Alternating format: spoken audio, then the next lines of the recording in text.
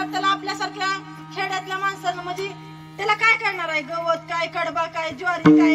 आपण कसं म्हणतो, नाही बाबा सुगीचा दिवस आहे, कार्यक्रम सुद्धा कॅन्सल, सुगीचा दिवस आहे.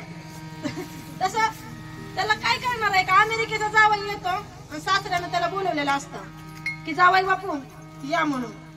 मग नवीन जोडपा असतं, बायको माहेरला पाठवलेली असते, तो बायकोला न्यायला आलेला असतो, बायकोला न्यायला आलेला असतो आणि पंत्या वगैरे दिवपाळीचा सण असतो, तो न्यायला आलेला असतो आणि पंत्याही चाललेल्या असतात, ठेवलेल्या असतात. मग ती असं म्हणतो, बायकोला विचारतो हे काय आहे ग, म्हणते अहो आता ह्याला पंती म्हणल्यावर कळायचं नाही, पंती म्हणजे ती काय, आता ती सुशिक्षित घरचा, त्याला एवढ्या बारीक सुरी गोष्टी काय लक्षात बसणार नाहीत. मग ती सरळ म्हणते सूर्याचं पिल्लू आहे. ती काय म्हणते, की सूर्याचं पिल्लू आहे म्हणते. मग त्याच्या मनामध्ये विचार येतो की जर सूर्याचं पिल्लू आपण अमेरिकेला घेऊन गेलो तर. मग तो काय करतो, संध्याकाळी 12 वाजता सगळेजण झोपलेले असतात आणि सगळेजण झोपल्याच्या ठिकाणी एकटाच उठतो.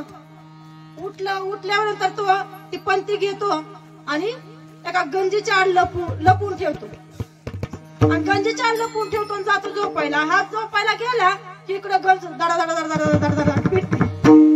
मग गंज पिटते, सकाळ उठून बघतात सगळेजण रडायला लागतात, कारण चांगला 1,500-2,000 हजार असा कडबा ठेवलेला असतो. पावसाळ्यात आता जनावरांची आपदा ना, कारण वैरण असली तरी जनावराला खाता येत नाही, पावसाळ्यात आपदा असते जनावरांची. माणूस काय जपून ठेवतो कडव्याला. मग ती जावा एवढा रडतो ना, त्याला दुःख काय असतं, सूर्याचं. त्याला दुःख काय असतं, सूर्याचं पिलू कुठं गेलं म्हणून त्याचं दुःख त्याला असतं आणि तो रडत असतो. सासरा काय म्हणतो, बाई माझ्या जावयाचं किती प्रेम आहे माझ्यावर, जावाई किती धडा धडा रडायला लागलाय, म्हणजे किती प्रेम आहे जावयाचं. पण ती जावाई काय म्हणत असतो, माझं सूर्याचं पिल्लू गेलं. त्याला एकच माहित, माझं सूर्याचं पिल्लू गेलं, म्हणून तो रडत असतो. पण सासऱ्याला वाटतं, पण आता ती म्हणायचं कसं, कारण त्याला ज्ञानच एवढं नव्हतं, तो सुशिक्षित घरचा होता, पण काय केलं ना काय होतं ही त्याला माहितच नव्हतं. तसे असतात बघा करामतीची.